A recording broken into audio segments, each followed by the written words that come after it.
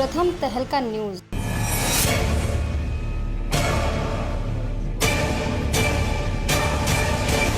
हरियाणा के गृह एवं स्वास्थ्य मंत्री अनिल विज वैसे तो अपने सख्त मिजाजी के लिए जाने जाते हैं। जनता को हर एक सुख सुविधा दिलाने के लिए वे अक्सर सख्त फैसले लेते हुए नजर आते हैं, लेकिन इतनी सख्त मिजाजी के बीच उनका दरिया दिली जैसा चेहरा भी देखने को मिलता है। बता दें कि इस बार मंत्री अनिल विज ने भारत बायोटेक के प्रति बड़प्पन और दरिया दिली का परिचय दिया है। दरअसल भारत बायोटेक ने मंत्री अनिल विज को फोन कर वैक्सीन के ट्रायल के बाद कोरोना होने पर उसके इलाज के लिए खर्चा देने की पेशकश की थी। बता दें कि बीते साल 20 नवंबर को मंत्री अनिल विज ने ट्रायल के तौर पर भारत बायोटेक की वैक्सीन लगवाई थी, लेकिन फिर 14 दिन बाद यानी कि 5 दिसंबर को मंत्री अनिल विज कोरोना से संक्रमित हो गए थे, जिसके बाद उन्हें इलाज के लिए अस्पताल में दाखिल करवाया गया था, जहां उनकी हालत गंभीर होने के बाद विज को मैदांता में भर्ती करवाया गया था,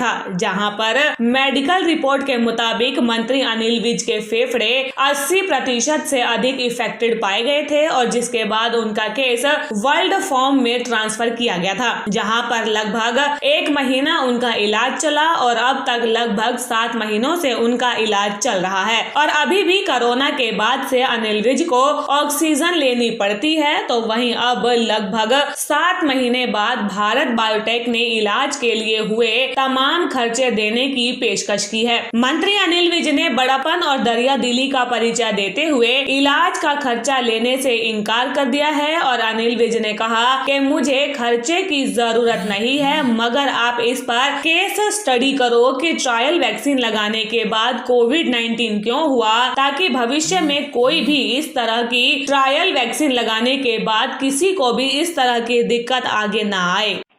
हेलो डॉक्टर साहब नमस्कार। नमस्कार। गौरव गर्ग बोल रहा हूँ, प्रधान संपादक प्रथम तहलका न्यूज चैनल से। हाँ जी नमस्कार गौरव, कैसे हैं आप? मैं बिल्कुल ठीक हूँ। डॉक्टर साहब हमारे पास एक जानकारी है, भारत बायोटेक कंपनी की तरफ से आपकी तरफ से कोई ऑफर हुई थी हरियाणा के स्वास्थ्य मंत्री को, क्या वो ऑफर थी? मैं उसके बारे में आपसे जानना चाहता हूँ। एक्चुअली स्वास्थ्य मंत्री ना हमारे पास जो हम लोग कोवैक्सीन का फेज 3 ट्रायल कर रहे थे उसमें पार्टिसिपेंट थे जी। तो उनको पहली डोज लगने के कुछ दिनों बाद कोविड हो गया था और वो हॉस्पिटल में एडमिट हुए थे जी। तो ये होता है कि हमारी रूल्स एंड रेगुलेशंस हैं कि कोई भी अगर ट्रायल में पार्टिसिपेंट है और किसी कारणवश उसको कोई प्रॉब्लम हो जाती है या उसको हॉस्पिटल में एडमिशन लेना पड़ता है जी। तो वो चाहे तो उसका सारा खर्चा कंपनी को उठाना होता है अगर वो पार्टिसिपेंट चाहता है। एक्चुअली 2 तरह से होता है कि जो ये सीरियस एडवर्स इवेंट होता है, क्या ये ड्रग जो हम स्टडी कर रहे हैं या वैक्सीन स्टडी कर रहे हैं उससे रिलेटेड है या नहीं है जी। तो ये एथिक्स कमेटी डिसाइड करती है। तो ये वाला जो इवेंट था वो अनरिलेटेड था, लेकिन फिर भी कंपनीज ये ऑफर करती हैं कि जो भी अगर पार्टिसिपेंट है स्टडी के अंदर और किसी कारणवश उसको एडमिशन लेना पड़ता है हॉस्पिटल में, उसमें जो भी खर्चा आता है वो कंपनी पे करने के लिए तैयार होती है।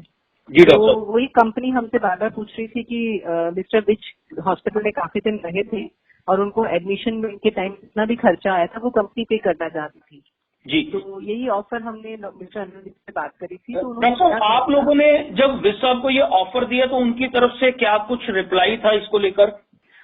सर ने हमें मना कर दिया कि वो जो भी खर्चा हुआ था वो नहीं लेना चाहते कंपनी की तरफ से जी, और वो खुद ही उसको बियर कर रहे हैं, तो सर ने वो कंपेंसेशन लेने से मना कर दिया। डॉक्टर आमतौर पे और भी कई ऐसे मामले आए होंगे जहां कंपनसेशन दिया हो, ये पहला ही मामला आपको दिखा विज साहब का जिसके अंदर उन्होंने डिनाई किया हो कि हाँ?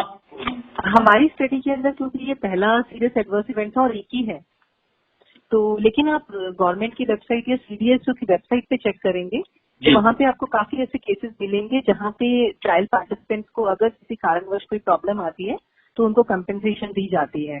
तो वो आपको गवर्नमेंट की वेबसाइट जो सीडीएसओ की वेबसाइट है वहाँ भी उसके बारे में आपको इन्फॉर्मेशन मिल सकती है।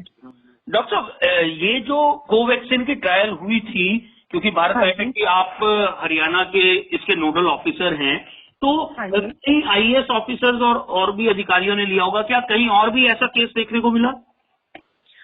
एक्चुअली हमारी साइट पे नहीं मिला है, लेकिन और साइट पे अगर किसी भी कारणवश हॉस्पिटल एडमिशन होता है तो उसको सीरियस एडवर्स इवेंट माना जाता है।